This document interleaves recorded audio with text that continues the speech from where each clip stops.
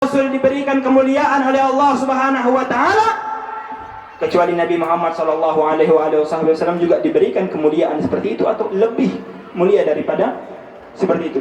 Kalau dikatakan, oh, Nabi Adam, Allah Subhanahu wa taala menyuruh malaikat ini makhluk yang diciptakan oleh Allah Subhanahu wa taala tanpa dosa, makhluk yang diciptakan oleh Allah Subhanahu wa taala hanya untuk beribadah, hanya untuk taat dan patuh atas perintah-perintah Allah Subhanahu wa taala, diperintahkan oleh Allah Subhanahu wa taala untuk bersujud kepada Nabi Adam.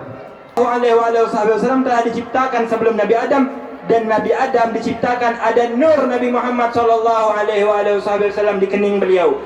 Kata para ulama, itu sebab Allah Subhanahu wa taala menyuruh para malaikat untuk bersujud kepada Nabi Adam, karena ada nur Nabi Muhammad sallallahu alaihi wasallam yang tertanam pada diri Nabi Adam alaihi salam. Oh, Sayyidina Idris diberikan oleh Allah Subhanahu wa taala, Allah mengangkat Sayyidina Idris makanan aliyan di tempat yang tinggi.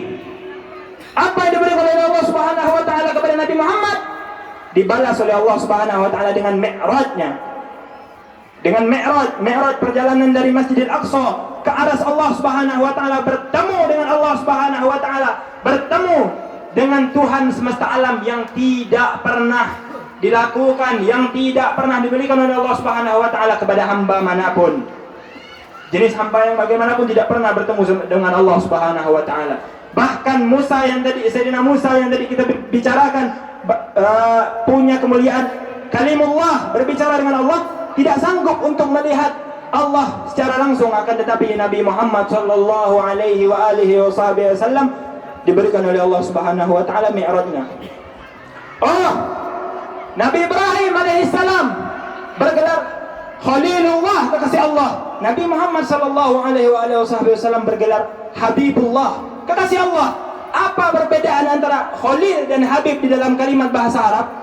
Dua-duanya berartian sama, berartian kekasih. Akan tetapi Khalil, kekasih yang dicintai oleh Allah Subhanahu wa taala, setelah mendapatkan cobaan dari Allah Subhanahu wa taala, dites, dikasih ujian oleh Allah Subhanahu wa taala. Apakah engkau tahan? Apakah engkau sabar dengan ujianku? Engkau sabar dan tahan dengan ujianku, engkau menjadi kekasihku. Khalilullah Sayyidina Ibrahim. Akan tetapi Habib, kalimat Habib, kalimat kekasih, ini kekasih tanpa alasan, kekasih tanpa ujian, kekasih, cinta kasih Allah Subhanahu wa taala dari kepada Nabi Muhammad sallallahu alaihi wasallam tulus, tanpa alasan, tanpa tes, tanpa ujian, langsung dicintai.